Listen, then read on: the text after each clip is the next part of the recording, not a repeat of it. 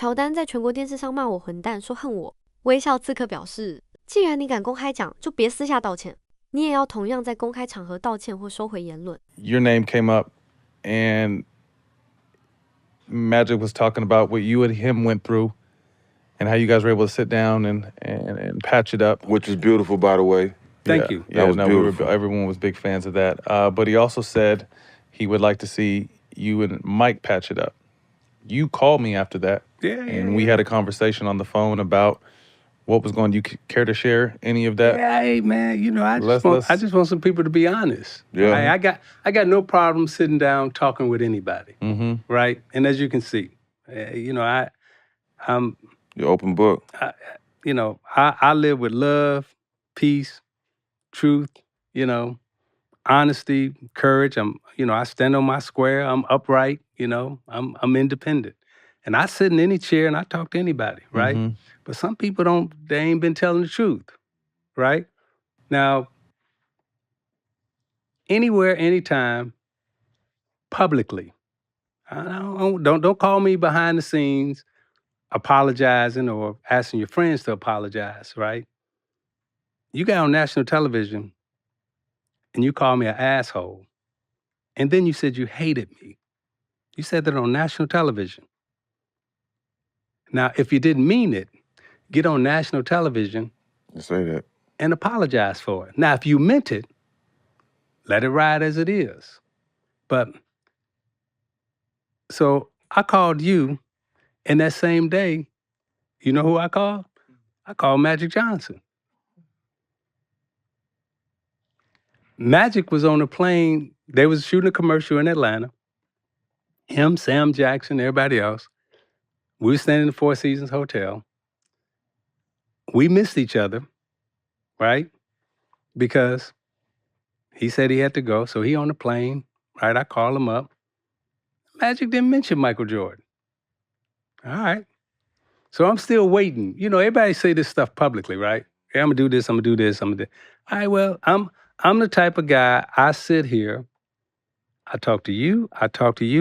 It ain't a person in this United States of America that I'm not willing to sit down and have a conversation with and break bread with. But if you lying and throwing stones from behind the scenes, okay, that's you. But if you honest and you upright on your square, I'm willing to deal with you. Yeah, that makes sense. You know, so that's all I know. Mm-hmm. Now, where do we go from here? I mean, you told me something interesting. I mean, you had family that had stayed with him at one point. Absolutely. Hey, when Jordan first came to Chicago, first of all, we were fans of his. And to some extent, still fans of his. My family, his family, not only did they socialize, hang out, but as I said, you know, I had a little nephew that lived with him. And everybody's still cool, right? Ain't no hate for Jordan. Mm-hmm. We just want some realness, Mm-hmm. right? Did you just, you know, like I say, you got on national television.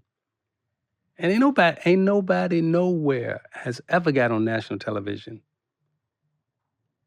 and called me an asshole and then publicly said, you hate me.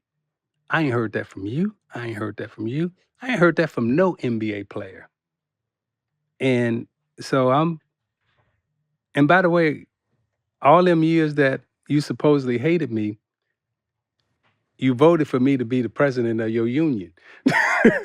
Yeah, I seen a lot of pictures of All-Star games and y'all laughing and joking. It didn't look like hate. Yeah, I'm just saying, like, you know, if that, you know, now maybe you felt like that privately and I didn't know. But now that I do know, and by the way, if you didn't mean it that way, then publicly say it. Don't privately say it. You know, Magic, we don't need a private conversation. Mm-hmm. This man did this on national television internationally. I have to answer this question, right? in every interview that I sit down and do. You asking me this question, right? So now I'm the one who's looking like, oh, why are you talking about Jordan? Why are you saying this? Right. When you to put that out there, and now you at home or on your golf course or doing whatever you do, and now I got to answer this BS question. So if you man enough, and you, if you meant it, leave it as it is. But if you didn't mean it, then come out and clean it up. The same way it came out. Same way it came out, with the same intensity. You gotta respect that, though. That's where I stand. That. I mean, because if the shoe was on the foot, I know I've been disrespected a lot, but if somebody disrespected me on TV during the game, but also at the end of the game, they decided, okay, you know what, I remember I said that, let me clear this up before we get off air. I gotta respect that. I can't hold it, I can't be mad at him no more because he corrected himself. Hey, you said Magic and I sat down and squash whatever we had going. Publicly. Magic Johnson apologized. He said, I'm sorry. If I hurt you, when I hurt you, I didn't mean that. I'm good with that. Yeah. I got to accept that. And we move on. But if you're going to let this linger out here in this basketball world, and you got everybody else talking, but you ain't saying nothing.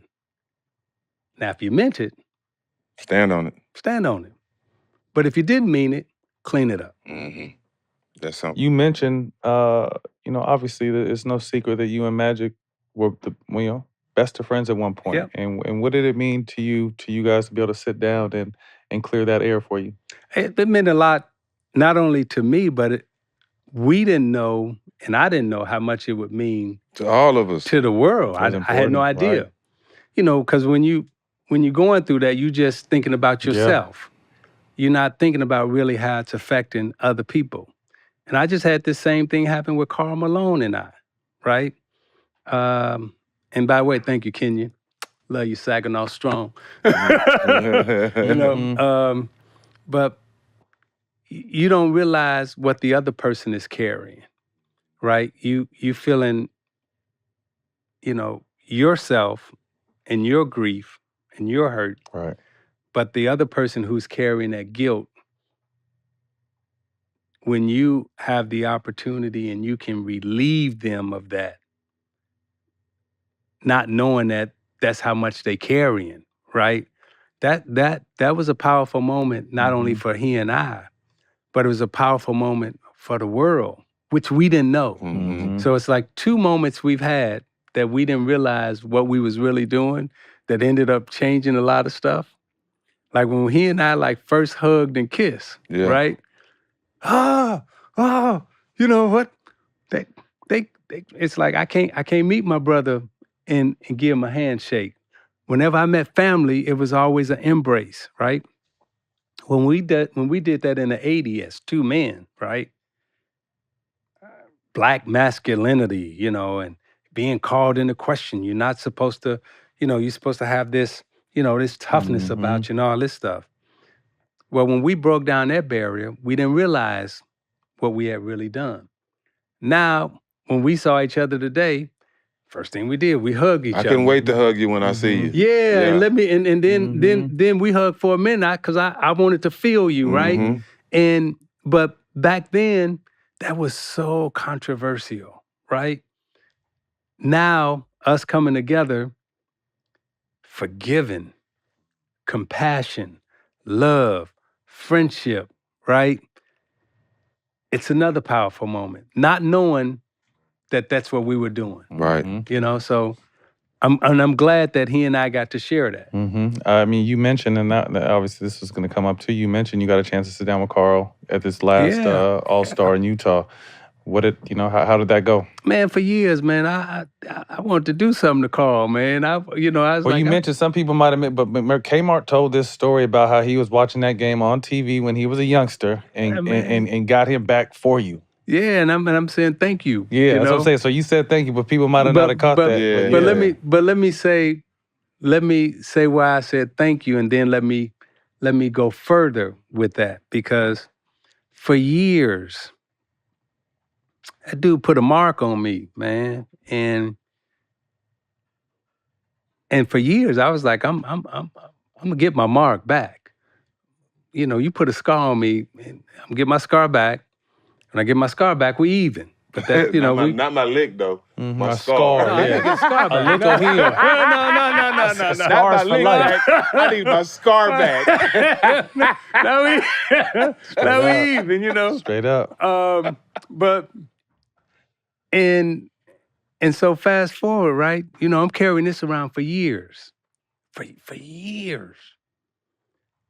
Last Dance come out, and you know, the narrative was, you know, everybody hated Isiah. You know, nobody wanted him around. Nobody wanted him to be a part of it, so forth. So that was what's being played. So now, on the background, I'm getting calls from everybody. I'm getting calls from the Chicago Bulls team, teammates, people in the Chicago Bulls front office. I'm getting calls from people who was on the Dream Team saying, hey, man, that ain't me. You know how I feel about you, da-da-da. Okay, cool. Then I get a call from Karl.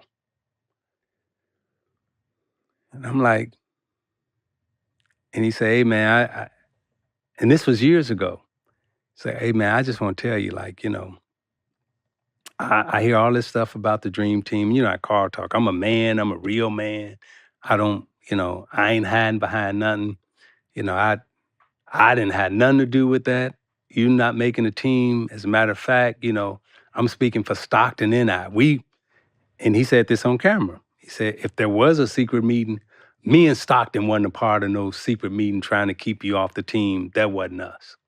So now, you know, my next question is, you know, so man, why you hit me like that? And this is what I have to respect. And Kenyon, I hope you can respect this too, brother, because and you know, and all my people in Chicago and in Detroit, everywhere, I hope y'all can respect this about Karl Malone. Because what he said was, hey, look, I meant to hit you. That's how we played. You come down the lane, you gonna get some physicality. So I meant to do it. He said, but I didn't mean to do that. And I apologize, because I didn't mean to do that. Hey, I have to accept that. You know what I mean? Because now if he would have been like, I'm a tough guy, you know, that's how we play, and yeah, I'm gonna laid you out, blah, blah, blah. But at the same time, now he gets emotional and he start crying. And, you know, when people start crying, now you crying, right? You know what I mean? Yeah, It's contagious, yeah. Yeah, so. You never know what people dealing with, bro. Yeah, and so I was only looking at it from my point of view. I never knew the type of guilt that he was walking around carrying. And so by me saying, hey man, it's okay. I love you, brother. We good. Man, he said, you just took the whole weight off my shoulder. Now, I never knew he was walking around with weight. I just thought he was walking around like, yeah, I'm a tough dude. Look what I did to you, and somebody else I'm gonna do. But that ain't the way he was thinking. And when he said, yeah, I meant to hit you, but I didn't mean to do that. Now, that last part, I got to accept, right? Gotta And respect that's, that. you know, that was real.